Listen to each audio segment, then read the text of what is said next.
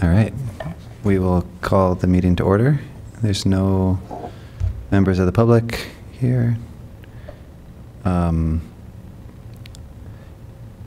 Can we move on to consideration of the minutes?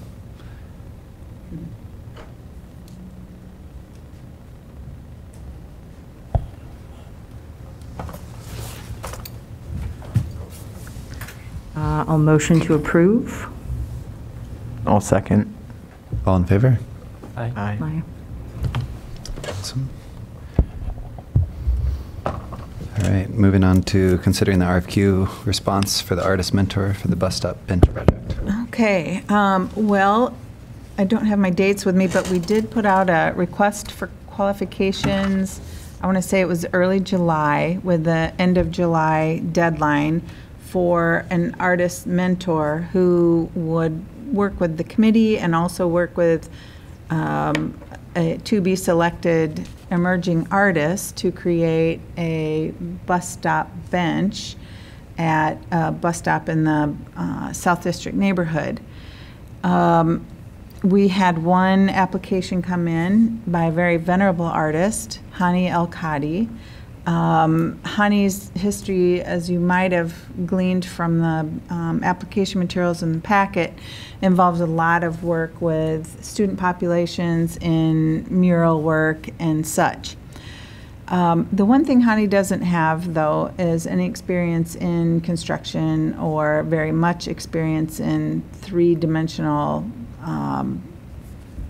art projects. It's much more about the two-dimensional and mural art. So I called him up to ask him about that specifically, and he realized that he would be very uncomfortable with having to have the responsibility of mentoring somebody through something that he really wasn't familiar enough with, and so wanted to withdraw from that pool of one. So I let Eleanor Levin know that we'd had the one application, but he wanted to withdraw because of the experience. And so she has now helped put a call out to folks that she knows to see if we can get another applicant for that position. There were a couple people that came to mind who've done work in Iowa City. One is Kara Briggs Farmer. She did the what's it called? Mandala.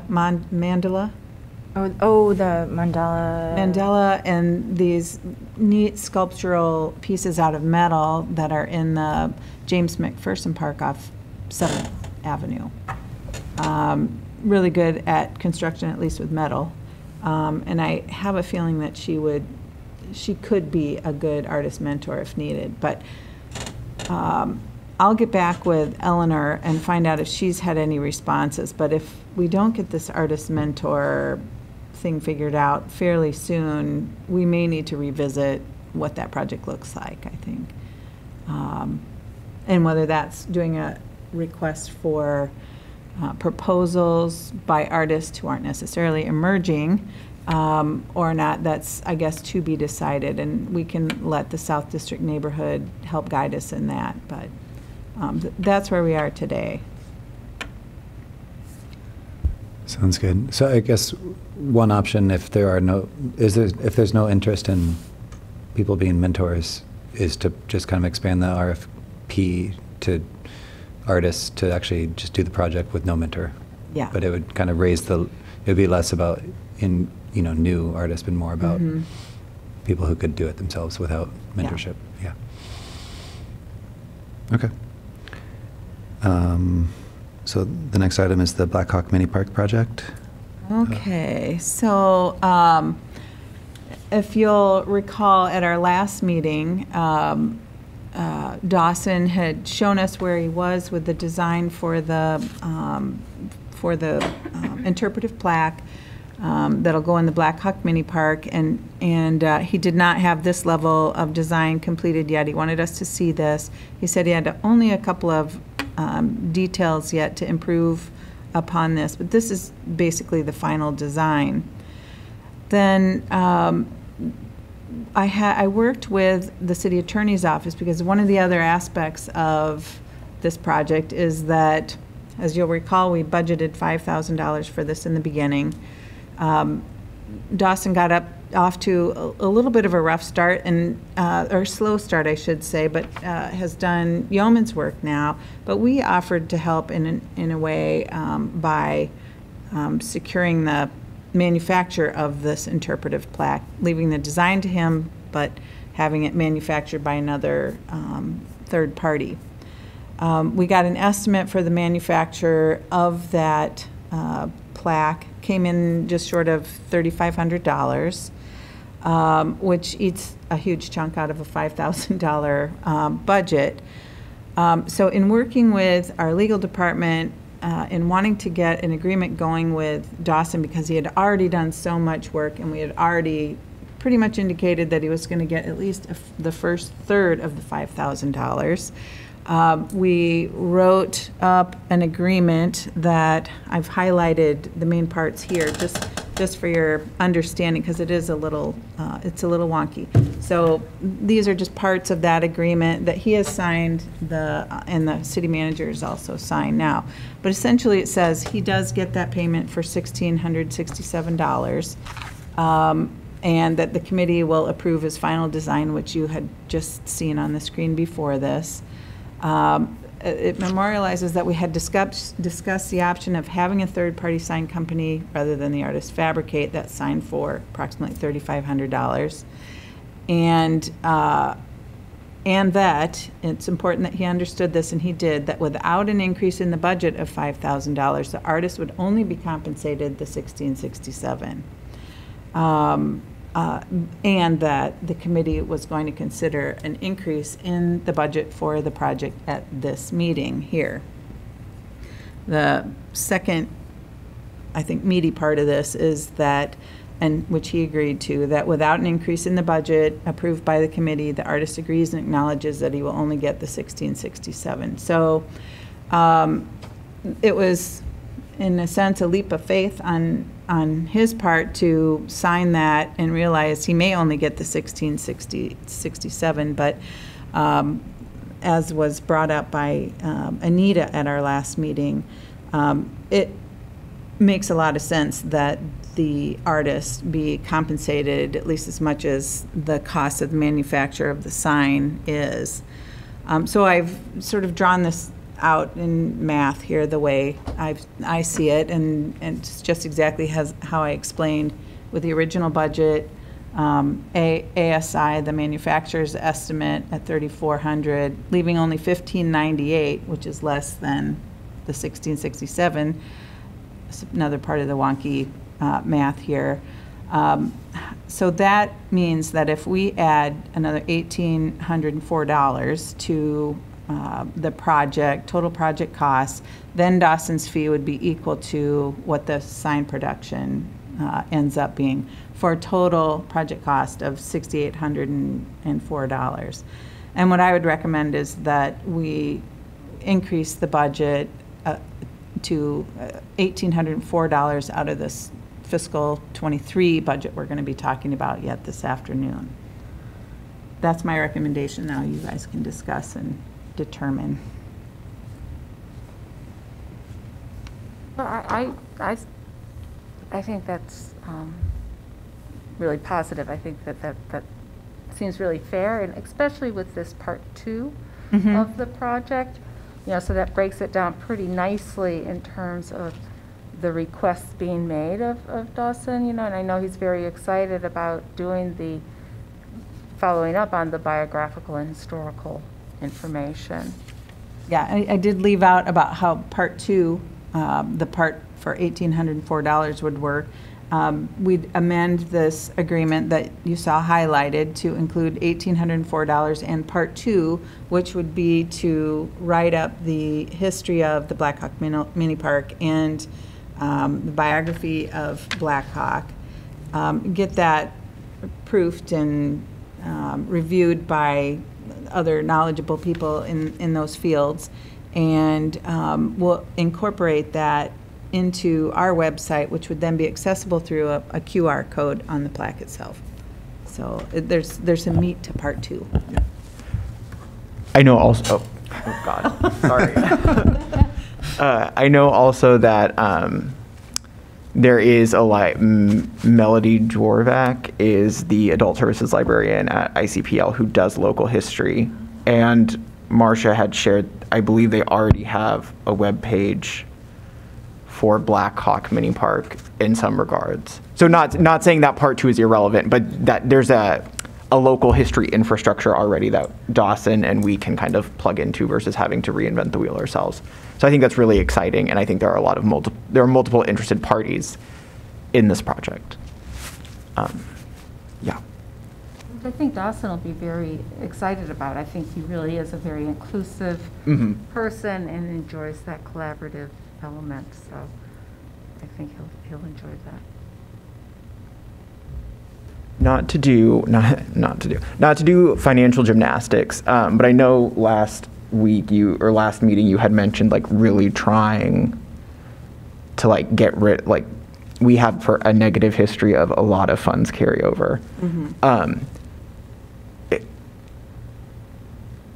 If like this RFQ for South Park for the artist mentor, in my opinion, it might be worthwhile considering just voting on putting out an RFP for an artist regardless, and can we use that money that we had allocated to pay the mentor and use that for this project, and then we wouldn't, I guess I don't remember how much money that was, but then we wouldn't have to dip as much into FY23, and we could try and get rid of some of our FY22 money. Or is that? That's, I mean, if in city budget world, that's already done. We that's can't, done, okay. yeah, I mean, we're already in FY23. Gotcha. So the carryover's got to happen regardless at this point.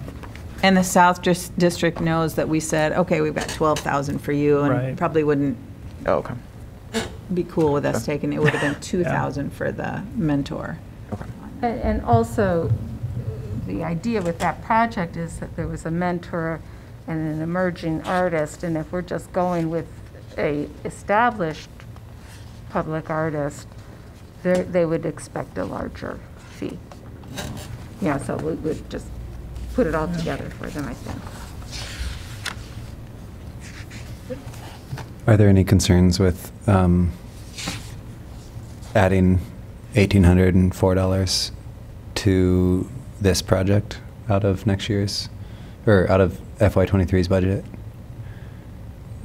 I don't know if I have any concerns. I just, the question I would have, I guess I understand the desire to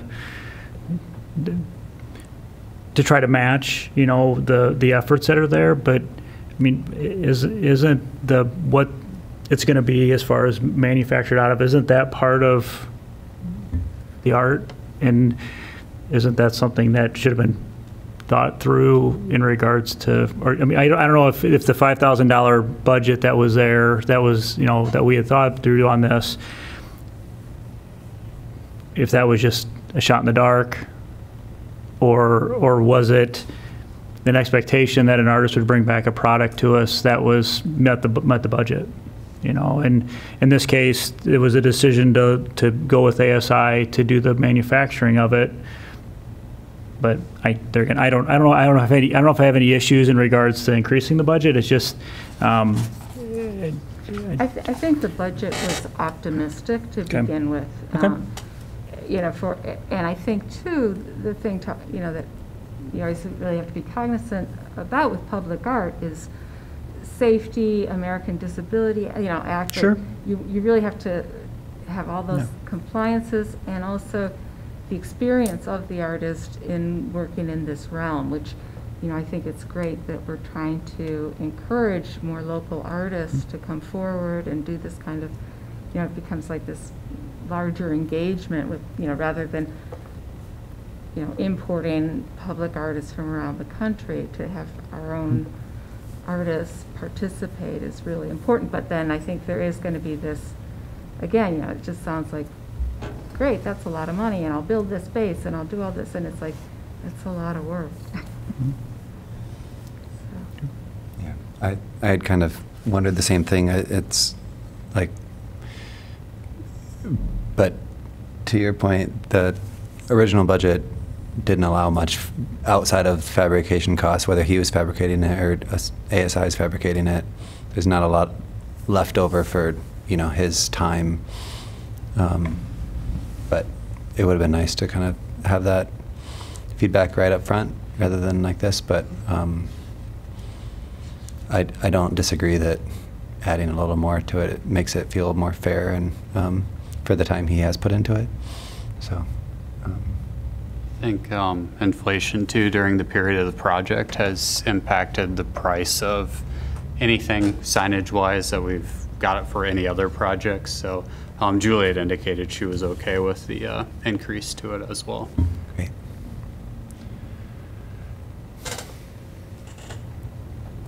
Motion to approve? Do we have a second? I'll second. Okay, all in favor? Aye. Aye. Aye. Great.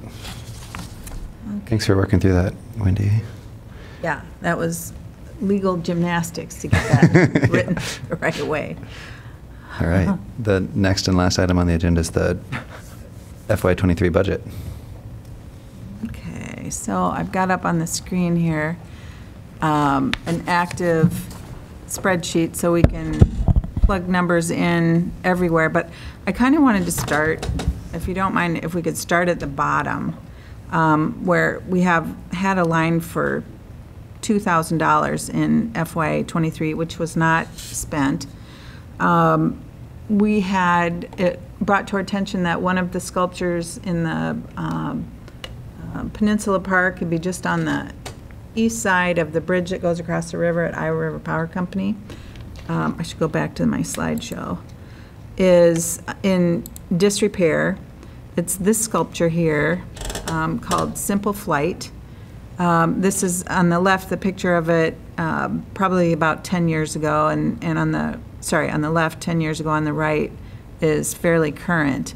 And it is in disrepair in the sense that the paint, it's a powder coat paint, is coming off. You can see it's coming off the eyeballs here, coming off the top of the bobber. It's really cracked and coming off the wings. Oops. And it's deteriorating quickly. This picture on the lower right shows what it looked like a year ago. This was earlier this summer, so it's really starting to rust and deteriorate.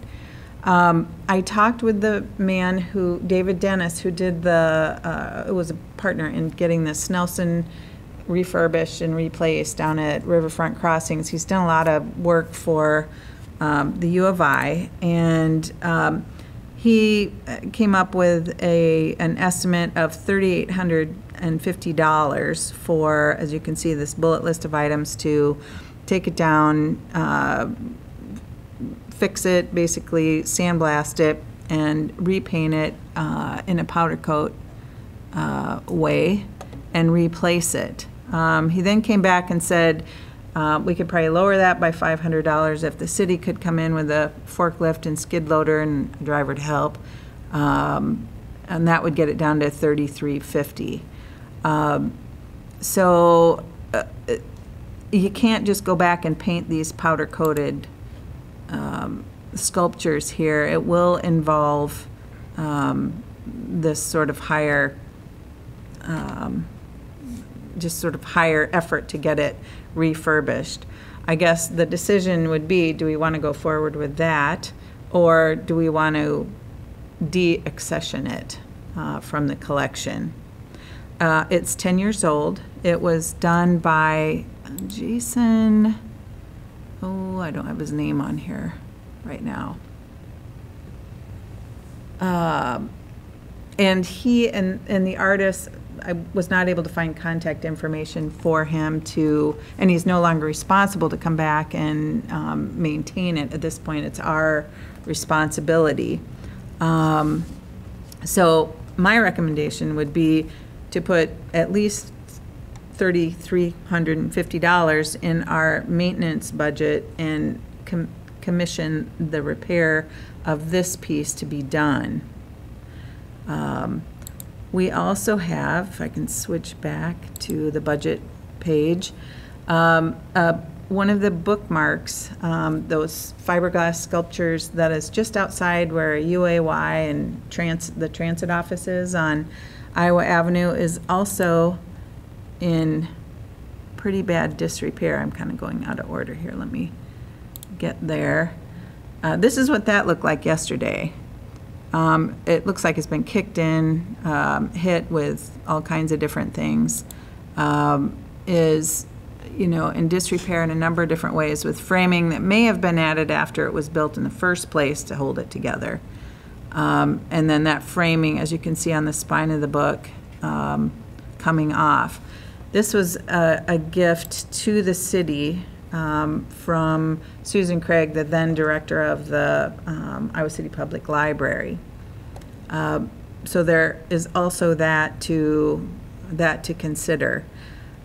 My thoughts are that this is probably a little beyond repair, and that we ought to go through the motions to de-accession it. How old is it? Do you know? Do I have the plaque? Those are old. About 10 years, do you think? I thought all those books were older than that. I had a picture with the plaque, and I don't have it on here for some reason. It just seems that would be really hard to repair without the artist being involved, because it's not just color. It looks like it's painted.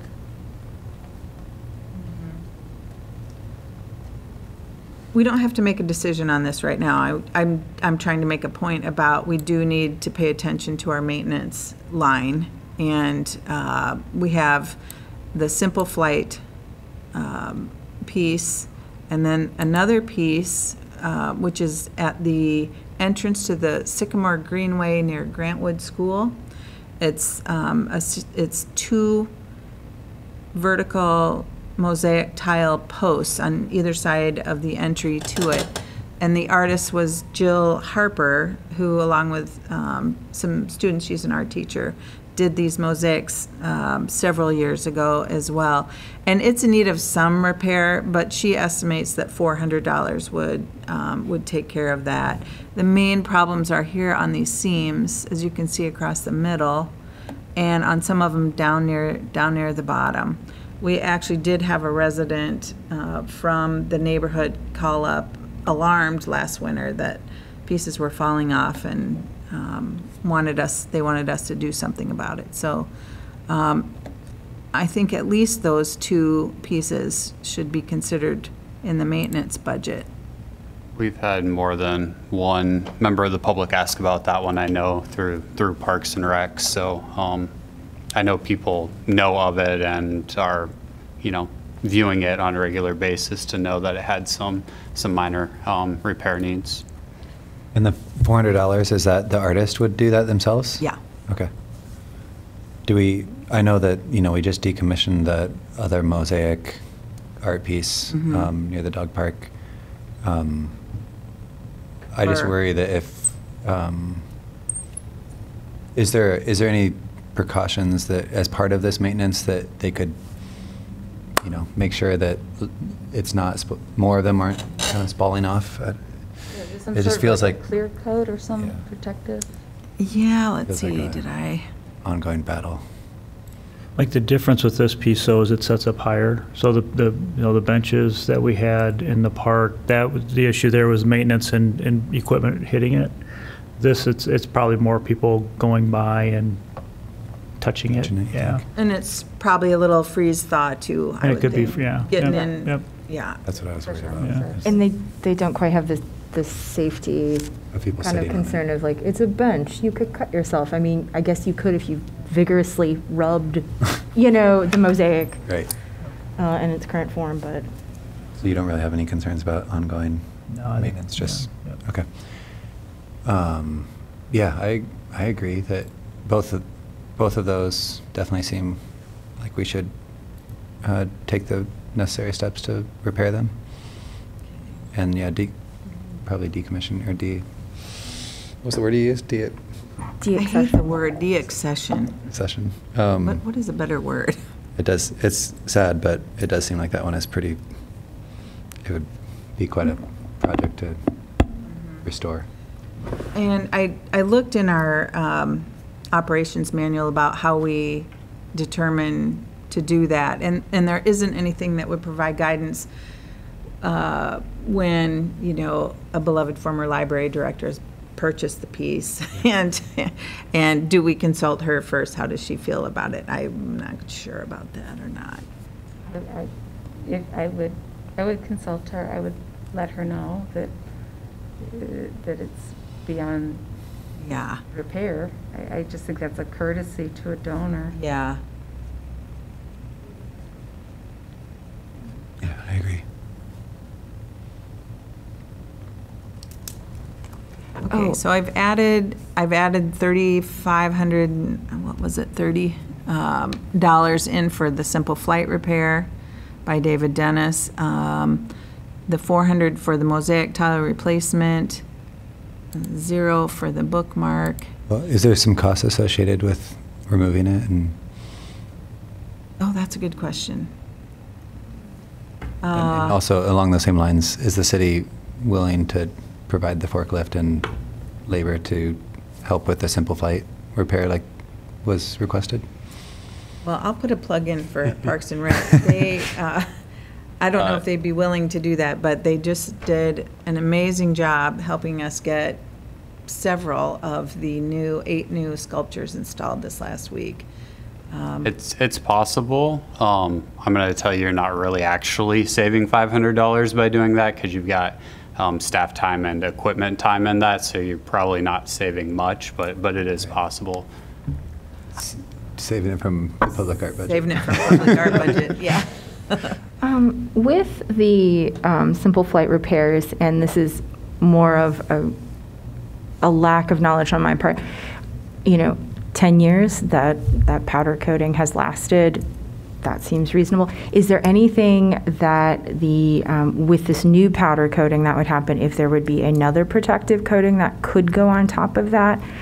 And if so, I would assume would increase the budget, but just trying to think of ways to really shore up and do what we can in terms of conservation work. Possibly it's preservation work, but conservation.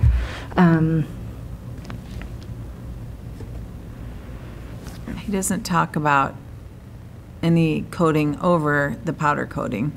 Okay, because I'm not asking for like a wax coating. It's not bronze, clearly, but of just making sure that we are doing as much as possible now versus sort of punting that if possible, just to do due diligence to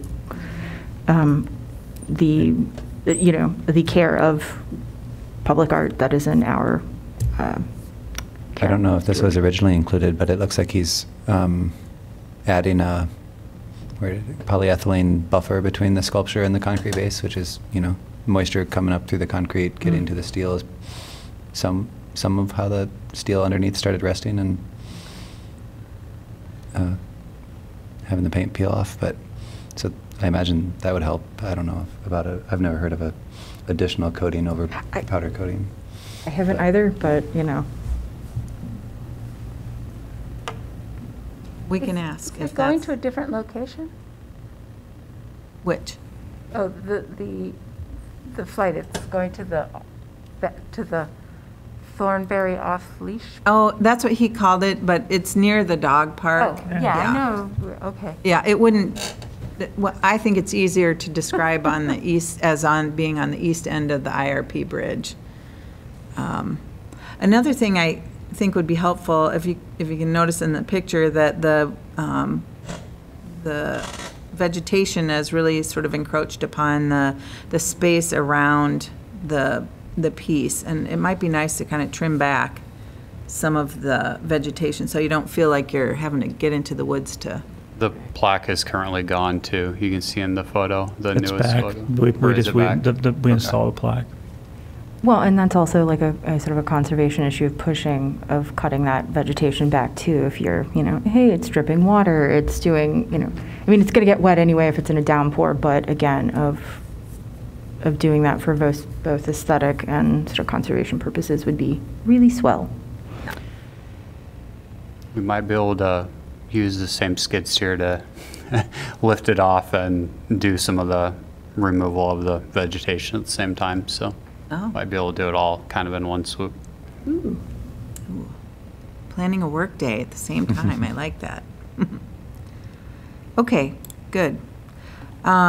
So there was only one other note in the intern that we'd had, Anna Klauser, I think it was, in her review of all of the art pieces in the last year. The only other note of fairly immediate need, at least the way she characterized it in the notes, were some of the pieces in the literary walk along Iowa Avenue needing more caulk, if that's what it was, around the statue, or sorry, around the plaques and the concrete. And I don't have a cost for that yet. I imagine it can't be thousands of dollars, but if that's something that would help those, we should probably investigate that as well. And I don't know what kind of ballpark number I'd put in there, but. Is that something the city would contract out or do themselves, you think? We might be able to do that ourselves. What do you think, Ron? Yeah.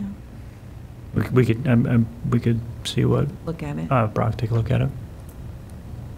Well, and then, depending on how, they are pieces of art, so, is it, again, special caulking, but would this also be a conversation with potentially an art conservator? I don't know. I don't want to get too fancy about it, but also, like, they are artwork that happens to be embedded in sidewalks, so it has, I don't know, an added element of wanting to inquire about that, because I wouldn't want to put, like, hey, this is a caulk, and it's like, well, it's really damaging this metal. Again, just due diligence, I guess, is what I'm sort of inquiring about, to make sure that we're, Well, and then there's the whole question of Yeah. how long are those going to be in the horizontal space? I know we've talked before about reinstalling those in a way that would be where they would be vertical on surfaces, but no planning, as far as I know, has been done for that. No budget created, anything like that.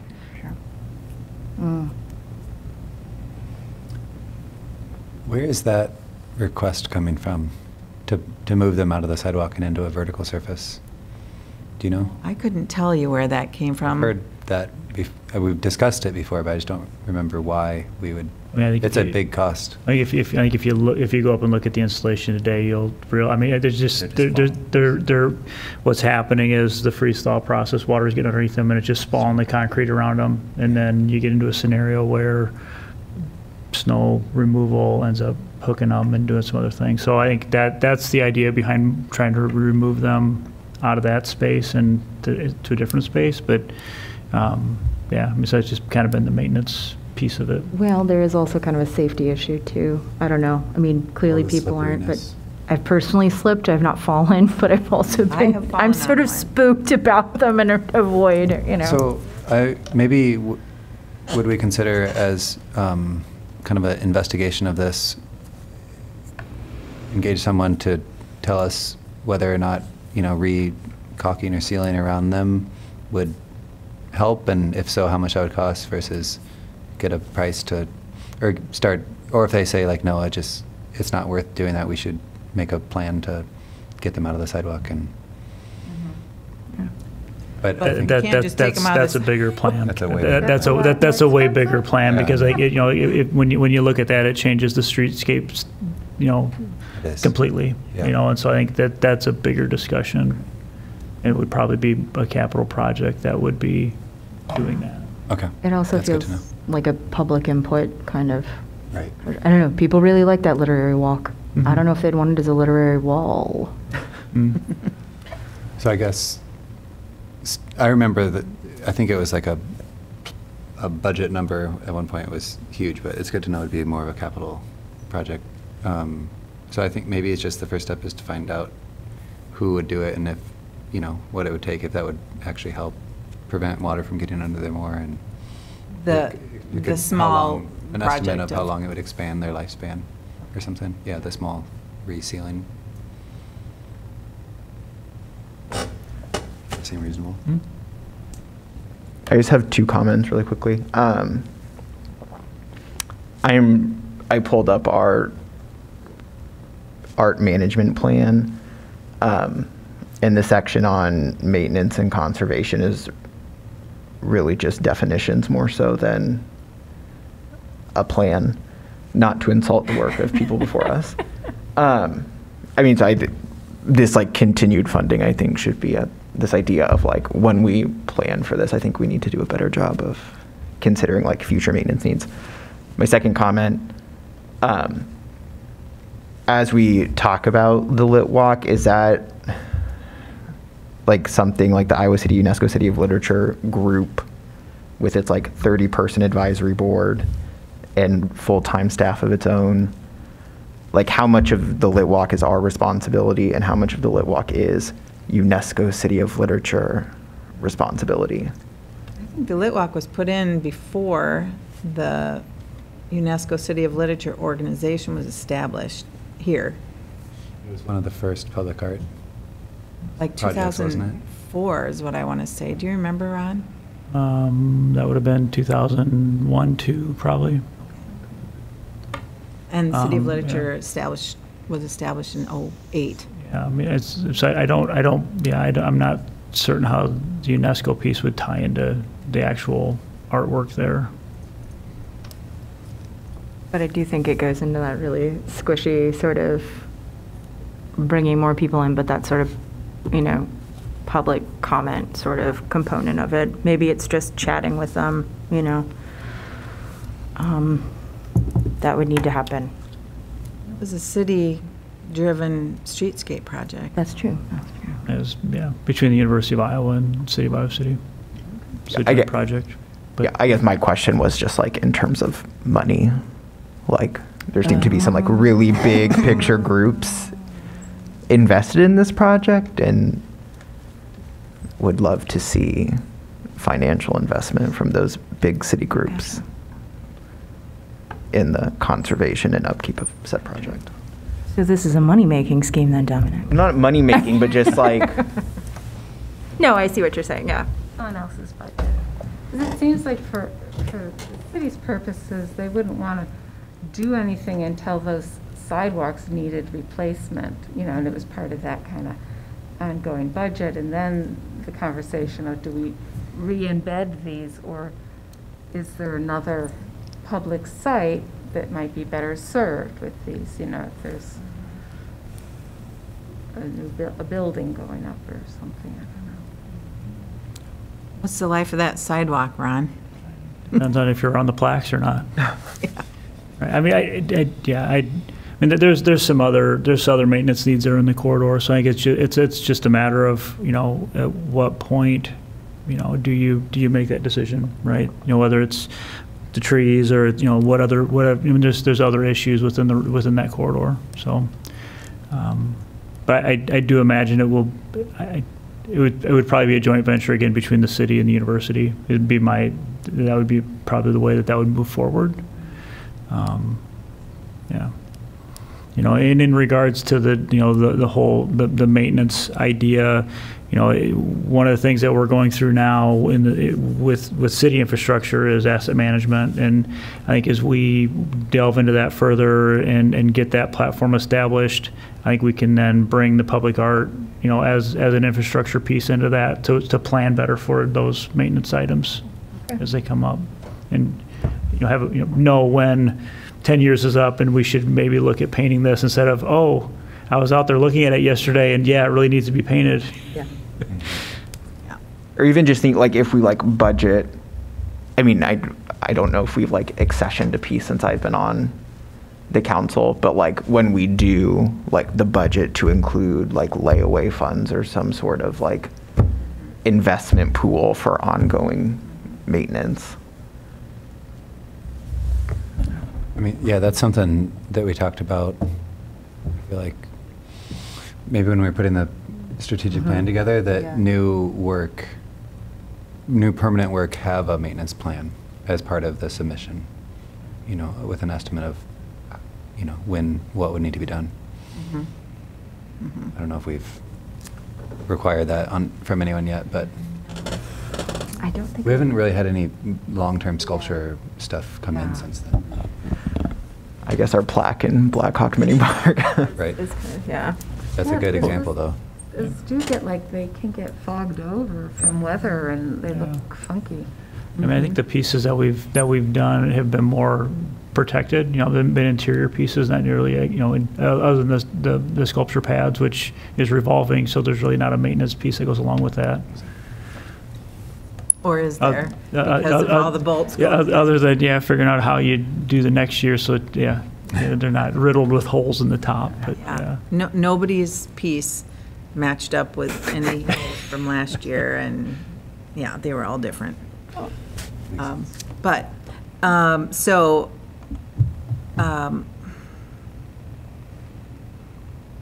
Do we want a round number on maintenance for Literary Walk, Recaulk, or at least put a placeholder in there for a few dollars? And then maybe we should move on to another section. What would you guess? 1,000, 500? Yeah, I mean, How many are there? How many are there? Like 26, I think. Jeez, okay. I mean, I would guess 500 should be enough to.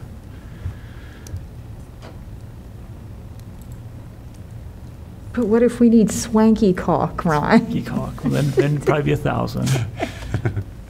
Put 1,000 in just for. My typical answer is $1 million will take care of All it. right, So all right. that's in the public works world, our capital projects, anything's $1 million. It starts at $1 million and goes from there. But The other thing in this category was the Longfellow pedestrian tunnel. And I already put the $400 that we've had in there for years in there for FY '23. Could we go ahead and at least bump it to 500? I'm just thinking of inflation and just like, I don't know, maybe they'll come back next year or this year and the paint has gone up. I don't know. Let's try that. See how it works. Is that for waterproofing, or what needs to be done to the tunnel? They repaint it every painted each year with Oh. a new mural. year. Oh, I thought this was like maintenance only budget.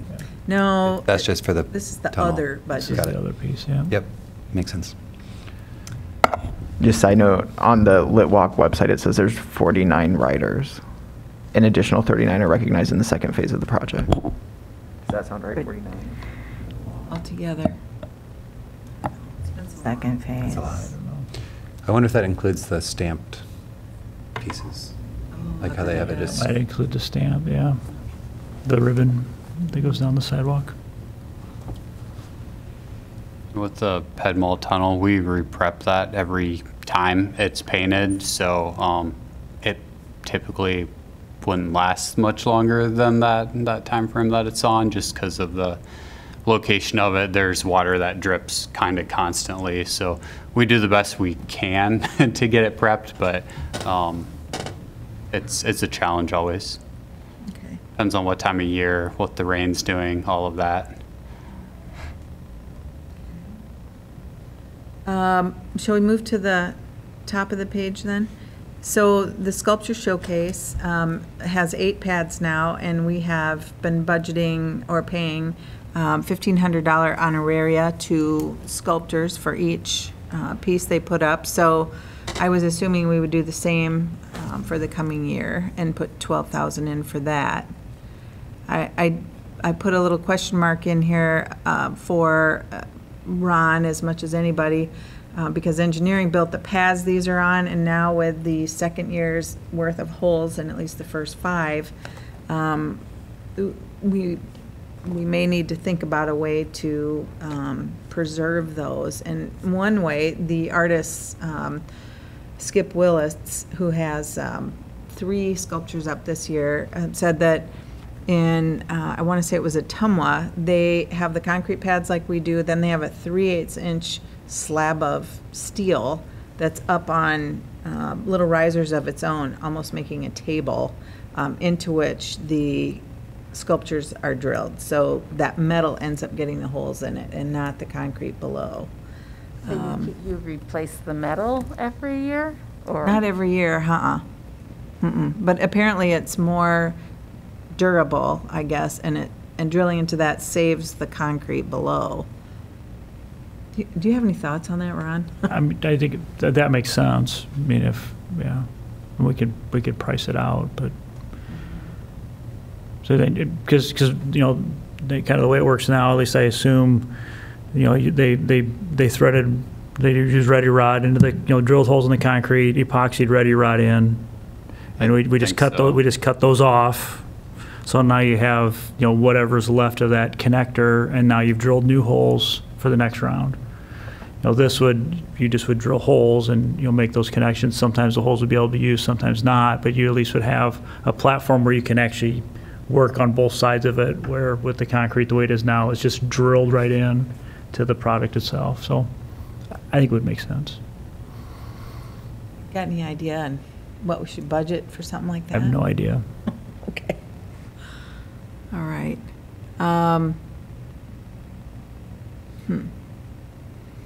Is the concern that drilling the hole, or I guess you said you're cutting the rods off, so it's Right. flush. So it's not like it's really allowing a bunch of moisture in there to freeze thaw or anything? No, yeah, it's just eventually you're going to run out of a place to actually drill. Yeah. Sculpture pads become artworks themselves. Yeah. Yep. It almost seems like you could wait until that's the situation and then build a metal thing on top of it. Well, we could certainly use that as a reason to explore prices for a year and figure out what it would be and budget Yeah, that yeah. maybe next year, something like It that. does seem like it would add substantial cost Yeah. to those bases. Yeah. Okay, so I think we could probably leave the sculpture showcase at this amount. One other consideration is stretching that to a 2-year program and having the sculptures on display for 2 years. And I talked to a couple of artists who said there are places that do that. It makes it nice for them, simply because they're not running around quite as often. A lot of these artists have a lot of sculptures in different towns all over. But if we did that, we'd have to likely have to up the honorarium for that too. Food for thought, anyway. And that helps a lot with staffing issues, right? Just a lot of I time imagine and- it would. Yeah, it's really been full-time for the last probably 2 weeks on Sculpture Showcase, just organizing, helping, and it was, yeah, just much more than you ever imagined. Would that, if we did 2 years, but we had odd year pads and even year pads, so we would have 4 new sculptures every year, but just would that, I don't know. would if that that would just erase any ease that you get? I mean, Yeah, I don't know. It's, I mean, there would be the intensity of a sculpture showcase change every year still. And there's the certain parts of the process that you'd have to do regardless. So putting a call out and getting getting contracts organized and checks written and all that kind of stuff. Well, Do you think you would have to double the honorarium, or is it something where they'd be willing to, if you increase it from 1,500 to 2,000 or something for 2 years? That's a good question. I don't know. Or if we could increase it to do 10 pads with an increase or something. So it looks like we're doing more. well, and this is what I was kind of thinking and wanted to comment on. It's making sure that the sculpture showcase, it's obviously like, it's a big deal for staff, right? And time and placement, and it's a big deal for the artists to have another place to put it and a payment. But just making sure that we're making the sculpture showcase sort of like finding ways to make it a big deal for the public. So maybe if it is every 2 years, then it's sort of some sort of programming with it.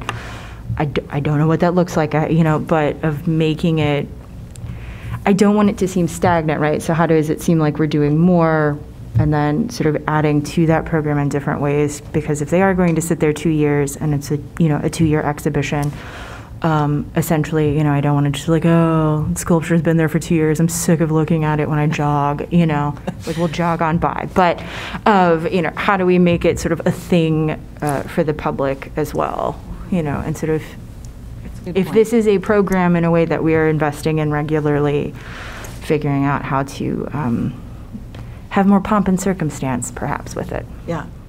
Well, I've got to tell you, it's been a really fun couple of weeks, meeting all these people and going out on the site with them, and even the public stopping by saying, oh, you're taking that one out? Oh, no, don't move that. Too bad. That one. And we got a lot of comments, so the public is engaged with these pieces, so a reason for keeping it active too. And I can't remember if I shared with you or not with regards to involving the public. We're doing a virtual open house where our video people have done interviews with all of the artists at their pieces, asked about the inspiration, and they're going to put that together in a couple of different ways that we'll be able to promote. So Jack's working on that now, but That's exciting. yeah, it was, when we tried to figure out how to have an opening reception for 8 disparate places in the community that wouldn't highlight one over the others, it was just, and not just have 3 people at each place, it just seemed like this video thing might work out really well. So, anyway, I digress. And was it a comment at the last meeting or something I read in the notes about not doing more until we get an increase in applications? That was our. Yeah. Yeah, that's right. Yeah. Okay. I'm happy bumping up the honoraria and doing it for a 2-year period, both as like ease for your time, but also if this money comes through that we were talking about at the beginning of the meeting, might have a lot on our plate. We can always revisit that if we hate the 2-year period, but I think it's good. When you asked the artists about it, did it seem like pretty overwhelmingly most people preferred to have the 2-year, or? I didn't ask all of them, but they the 2 that I did certainly liked the idea of it. Yeah. Where do we advertise this? I mean, is this like in Sculpture Magazine and? You mean for the request for artists? Yeah. No, it went we did a news release for it, and it went to the registry of artists that we have. There are probably 150 or 60 or so artists on that registry. Not all, or nearly all, are sculptors, but we sort of worded it in the way, put out to your artist friends that we're doing this call. And then one other aspect of that as well that escapes me. Arts Council or something? I was wondering if the call went out there. I know I've seen those before. Oh, the Iowa Arts Council will usually advertise those. Yes, that's it. I did. I sent it to David Schmidt at Oh, yeah, okay, yeah. Department of Cultural Affairs. Yeah. But this gets at an interesting question, Anita, that we've had the discussion of should it be open. Clearly, we had the applicant from New Jersey, but we've had a discussion with a former member who didn't really want it to go past state borders, essentially, to keep it as an Iowa artist kind of specific program or something to that tune. But then the question is, would we want to maybe open that up, to have a little bit of broader advertisement? I guess for the question of budget is, if we do 2 years, how much do we want the honoraria to be? Or do we not want to go forward with 2 years? Could we make it at like 18,000 then and budget it that way so that it would be sort of 1.5? So you do 1,500 plus 750. Oh my God, is that 2,300? 2,250? I don't do math. Well, you could, But- you could make some honorarium, and then you could also have, if you did decide you wanted to increase the geography, you know, or even make it more regional, just including like Wisconsin, Illinois, Nebraska or something. Oh yeah, we could advertise our like Arts Midwest. I was thinking Yeah, kind of that's covers. Midwest, right. And then, so then you would have a little bit of extra money, you know, for shipping or something, you know, to assist anybody. Mm-hmm. But that gets tricky. That's something that has to be managed. I don't know. Did they mention a city that did 2 years? I can't recall. They did, and I don't recall. I can try and find. The FY '23 dollars that we're looking at, is that paying for this year's pads? No. That was carried. I knew you were going to ask me that. Sorry.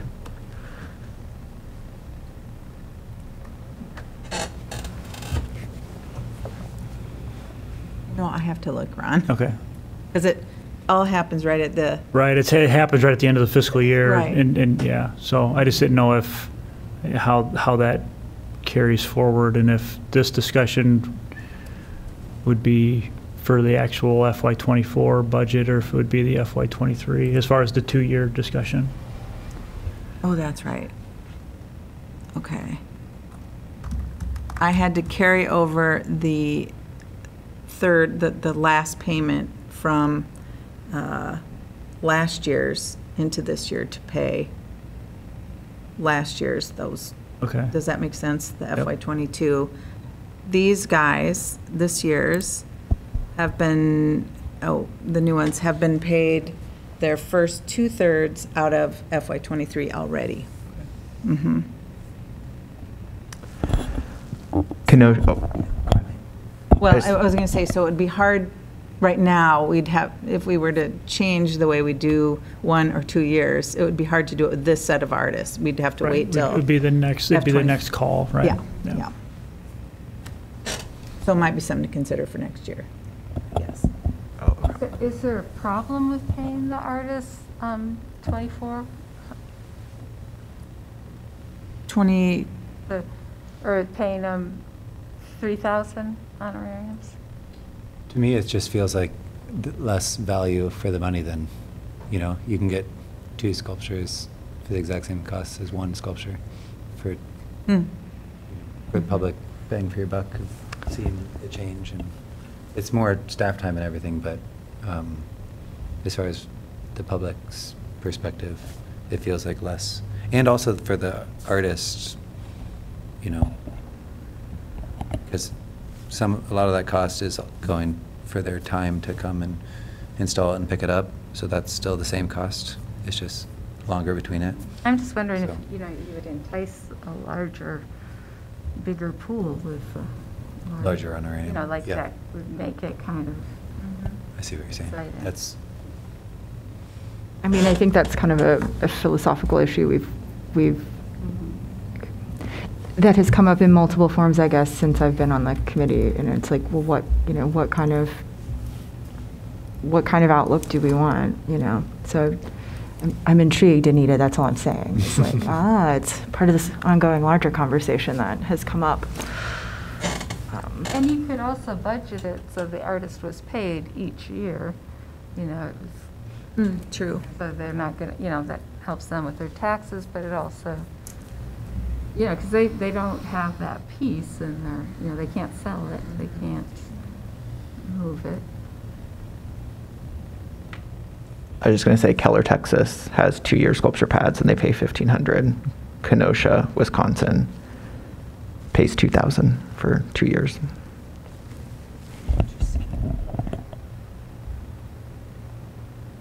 Well, we're as good as Kenosha, gosh darn it. It sounds like we're already doing better than those two. Because I know it was like Texas.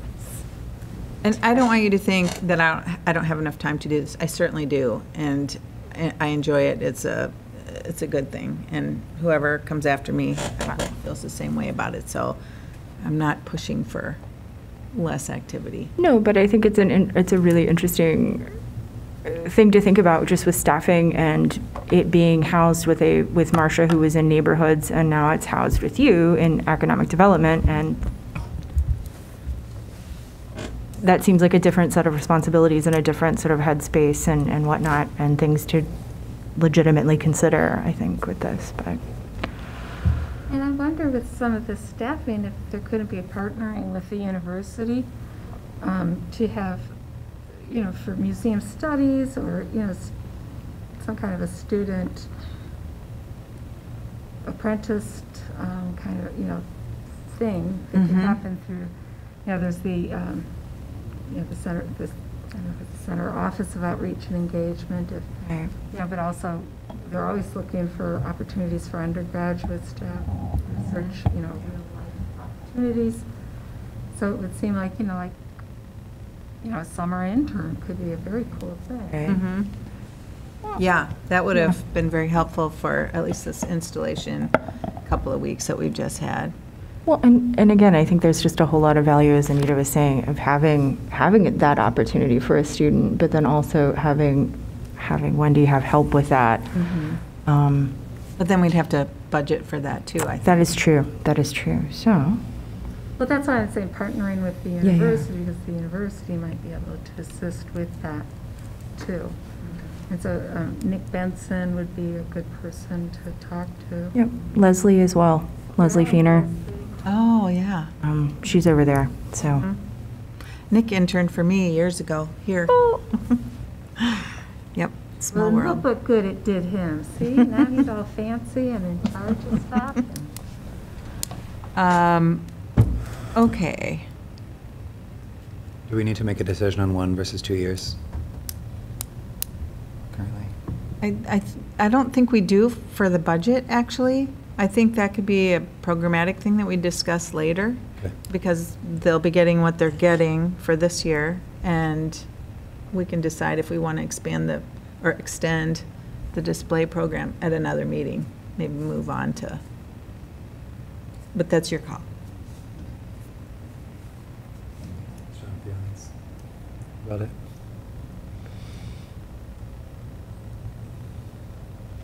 I mean, I don't- I'd like to try to, I'm happy to reach out to Nick and just explore what could happen, with the student that could help with, summer 23, because we do know we're doing it summer 23 for sure. Maybe that would be one part of the decider. Yeah, I feel like, a 2-year could be a really good thing, but then I do think it's also a conversation that could come around a little bit later this year, maybe. Well, maybe not early next, but it could be delayed a bit.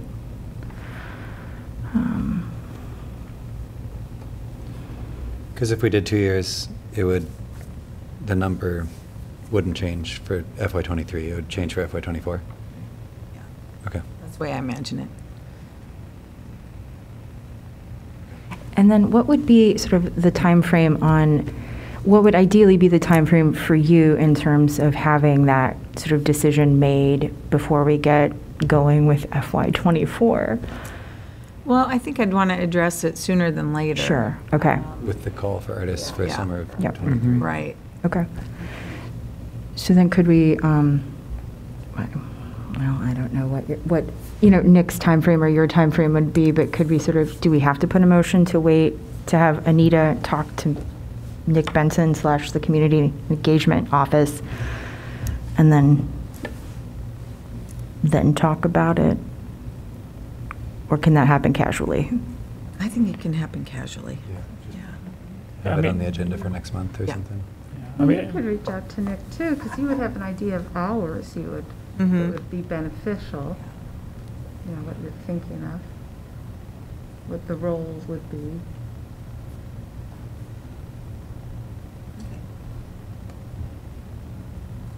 I guess are we imagining like this is a paid position? Because if we're talking about a paid position, that's going to take away from the money we have available for the program, right? So, I mean, we're doing it with staff now. I mean, you know, it's kind of we have city staff now that's doing this, right? And so however you want, I mean, the city is supporting the staff that are a part of the program. If we're looking at outside staff to support it, Yeah. there's not that. So then it's the discussion of is it a paid position? Is the university now supporting that person to help us with our program, or so. Yeah, I would hope that the university would help to provide, internships either have to be paid or credited. right. Paid or, Credit hours? oh, credit hours, yeah. So that's sort of the rule. Okay, well, for now, I think we can be fine leaving the $12,000 number in there and then address the program and what we do with it at one of the next couple meetings or so. Sound good? Okay, so the next section would be matching grants. As I had mentioned last month, the matching grants helped us sort of check a lot of boxes. That's an overused cliche, but in meeting what our public say they want in public art. And so last year we had 8 grants of between $1,300 and $3,000. And again, it's after having done it, it's time, but it's not an inordinate amount of time, and it's kind of fun to have these different kinds of things that go on. This grant amount, upping it to a max of $3,000, seemed to have been a good thing this last year. I would entertain the idea of, easily doing one round of grants, not 2 like we've done several years in the past, but perhaps do it in the winter for spring and summer events that come up. But that's up to you, too. Do you need that decision for budget? Yeah. Or do you need that, I mean, we do it once versus twice a year. Do you need that for budget purposes, or is that like a programmatic decision? Oh, that's kind of a programmatic thing, and I guess I'd like to see it consolidated into one round. Okay. Just because there is a lot of paperwork and back and forth with various artists and such. It does feel like one round is good. Like when the last couple of years that we've done 2, it feels like it's always either we're considering it or we're putting out an RFP, and it's like, I don't know, one might be more impactful or more special or something. And the timing too of the seasons, making it so that you time it right, that it can be completed during spring, summer months. Yeah, it seems like when we've had a call out in September, that many of the applicants would rather defer until a later round anyway. So it seems like it would be more efficient if we just did it in the winter for spring and summer events. Did we was the 15,400 is what we used? Is that what we had budgeted? That was hard to determine. It was right around that amount. Okay. And it is what we used this past year, yeah. We may have budgeted 16 or 18.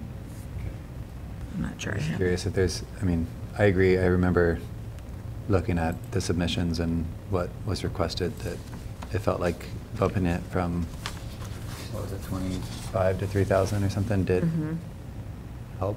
I'm just curious if we're only doing it one call per year, if there's any appetite for bumping up a little bit more, especially with material costs and everything going up. The grant amount or The total pool the number? for the grant, or both, yeah. Bumping it from 3,000 to a little bit more, and then if that would necessitate increasing that number. Any thoughts on that? Well, I'm kind of wondering if we could, maybe keep it what we've had it, but then with the potential of maybe increasing what could be had. But then again, I do like that we have done some programs that just don't require, $3,000. So then I'm wondering if we could almost tier it between, we have one round, maybe we keep the money the same, but then we have some that, yes, we'll give you up to 3,500, but then maybe others, it's like, well, maybe they need to float in like a 1,500 range. So it's the same amount of resources, but maybe kind of tiering them a little bit. I don't know. I'm trying to get at, I guess, I like the idea of if you increase the budget, it can create something flashier, or it has that, it can very easily cover the cost of materials. But then I also am concerned about, I do love that we do have some real gems of smaller projects that don't require $3,500. And losing that kind of feel, I guess, for the matching grant program. But is there a way to make it more efficient, but also maybe make it more appealing? But then can you please all ways? I think, just looking back at what we've done, we've kind of used discretion to say, you requested 3,000, but just to distribute it fairly, we feel like we're just going to fund 2,000 of the request. Right. And That sounds great, yeah. But then just saying that, I think the once a year is fine, especially given the, how the calendar has been used. But, so you just sort of say, we have funding for, what is it? Up to 3,500 or 4,000 Okay, or yeah. something, just to Yeah. potentially increase the scope of a project, but also we have the ability to give out a bunch of $500 ones or something. Right. yeah, and we do, I want to call your attention to these 4 lines down here.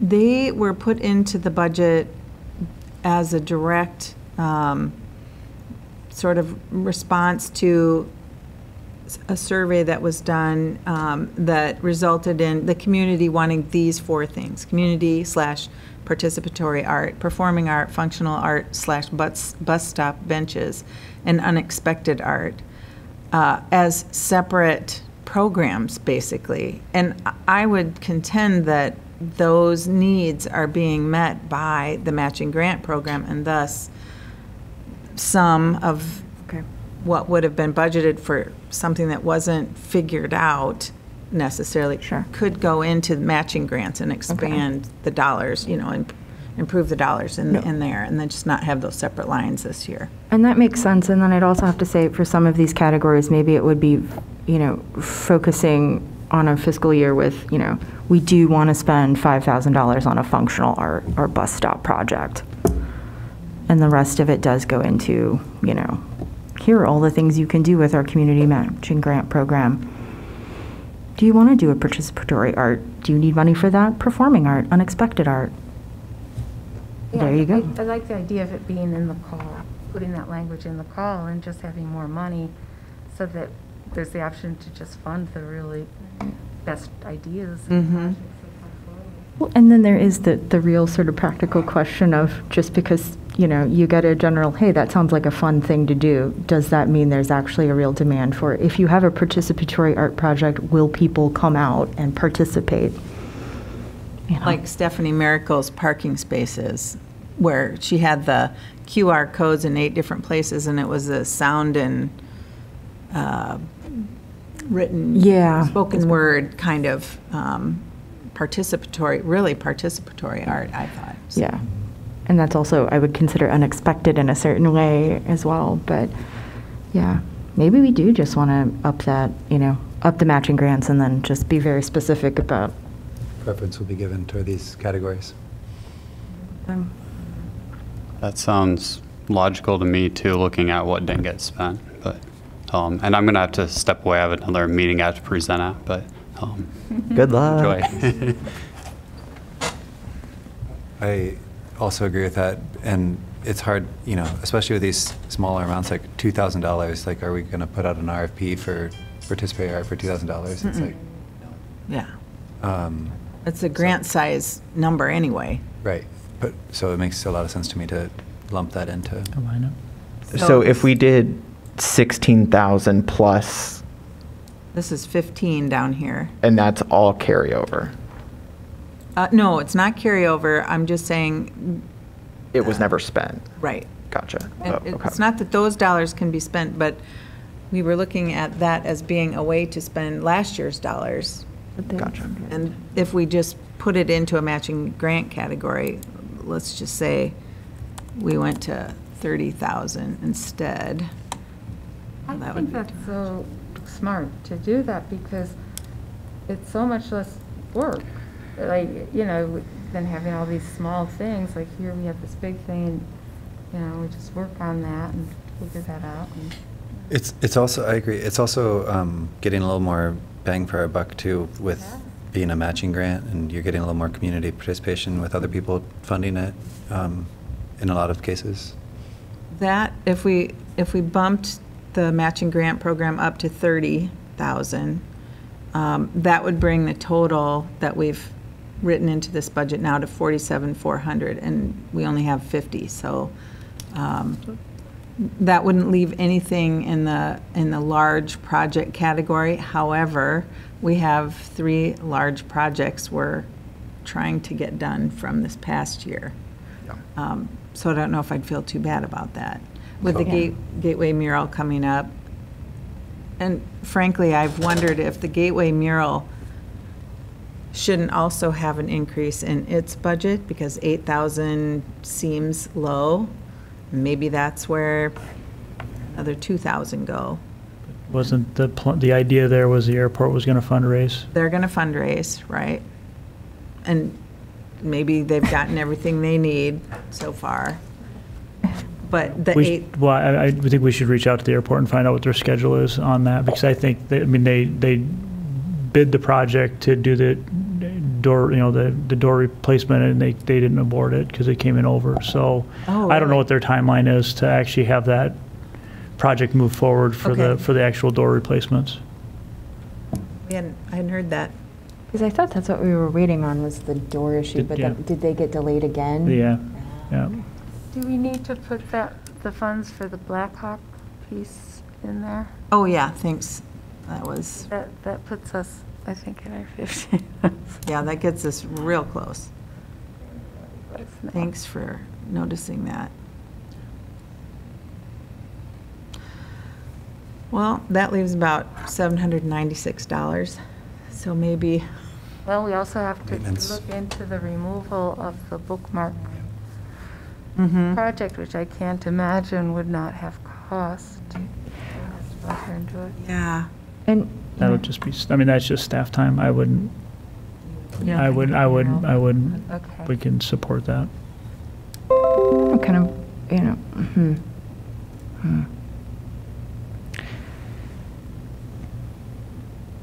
Never mind, that was a very failed putting together of things in my head. I like this budget. I know not maintaining existing programs sometimes loses the excitement of new things, but I think the last year has shown us that we have had a lot on our plate, and by our plate, your plate.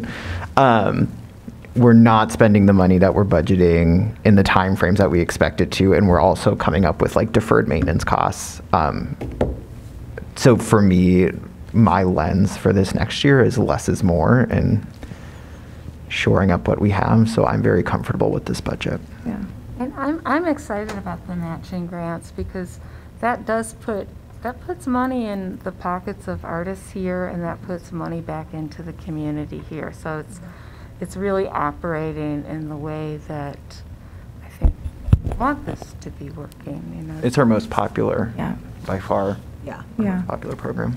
Well, and I really love that, I don't love that we've had to, there's a lot of damage to the Simple Flight, but of really starting that kind of process of what does budgeting for maintenance look like? What does the process of, do we start, is you or another staff member or someone say, hey, I've been looking at this sculpture, I've been noticing it out on the park, this might be a good candidate for next year, or, starting that kind of process of surveying or just really working to say, hey, we are working on conservation of our projects. Hey, did you know this looks really fabulous now? It might have been crusty and rusty before, but now it's not.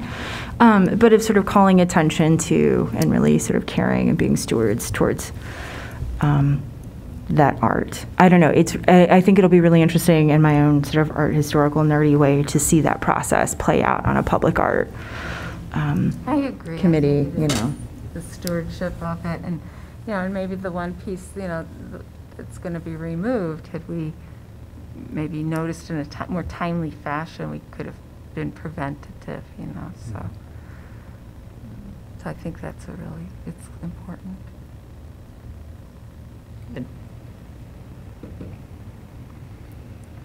And I think there's an interesting video that could be done on our cool maintenance of Simple Flight, but that's me. Maybe that's not what the public wants to see or, you know, watch, but.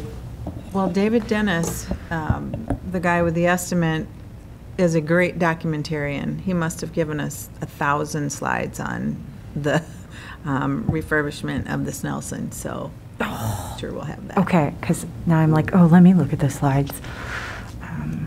People liked watching mural get you know, Yeah. it's a makeover.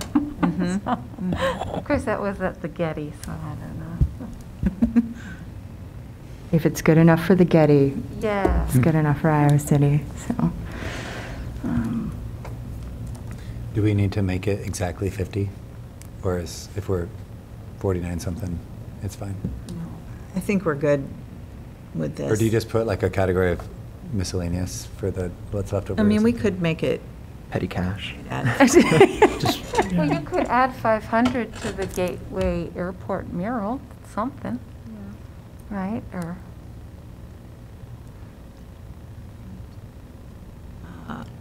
I mean, you could just throw it in the other category. Guess I would feel better about that. How about Program it, yeah. $796? That sound good?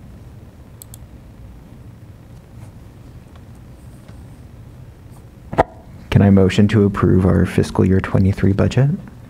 Second? All in favor? Aye.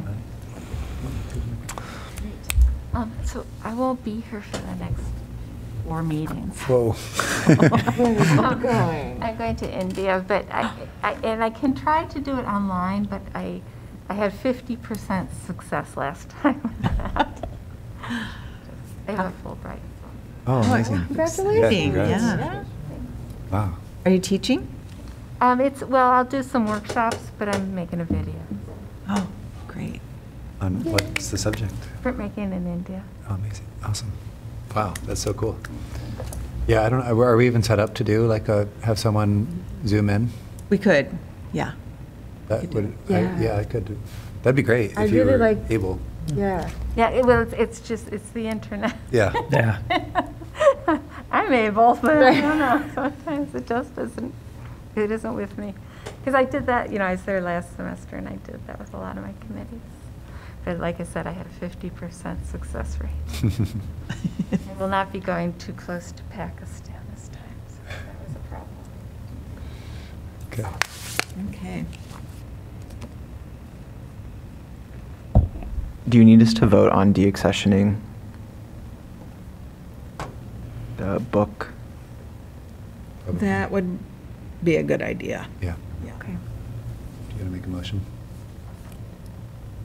Yes, I'll motion to approve de-accessioning the fiberglass bookmark near UAY. Do we want to have a discussion with Susan Oh. Craig before we make that Yeah, final? and we should make an agenda item on an official, as soon as you okay. said that, I thought it should probably be on a. I official rescind my motion. Meeting agenda, okay, sorry about that. Oh, no, you're fine.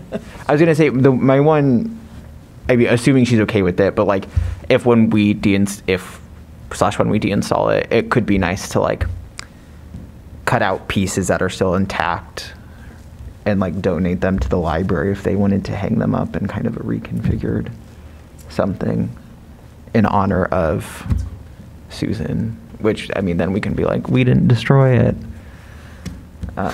But I'm also thinking of like, from the library's perspective, of, hey, here's some parts. You want to do something with them? Some nice wall Maybe, panels. maybe. The artist would have to be okay with it. But then it, that could. Oh, sorry. Go ahead. Oh. Are we in contact with the artist still? Or do we have the ability to get in touch with? We the probably have the person who ability, did it? I'd assume. Well, I mean, and this could end up being a potential, new project if there is, people really like a book sculpture or something there. I don't know. Mhm. It could lead to generating something else as well.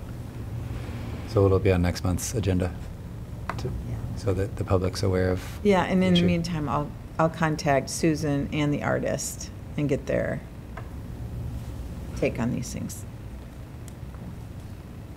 Okay.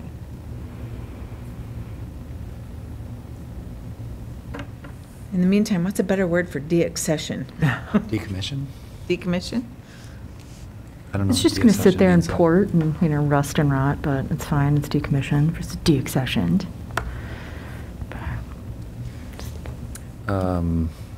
Anything else on the budget? No? Okay. Any staff updates? Oh, you got a lot for me today. Well, just curious, are there any updates on the South District neighborhood art or the Lucas Farms neighborhood signs? Well, the South District Neighborhood Art was the Artist Mentor project Oh, that right. Hani applied for. So the update is, we'll try to find a mentor on that. Yep. And if not, revise. Hmm? And if not, revise. Yeah, yep. And the second one you asked about was? Lucas Farms neighborhood signs? No, haven't heard a word. Okay.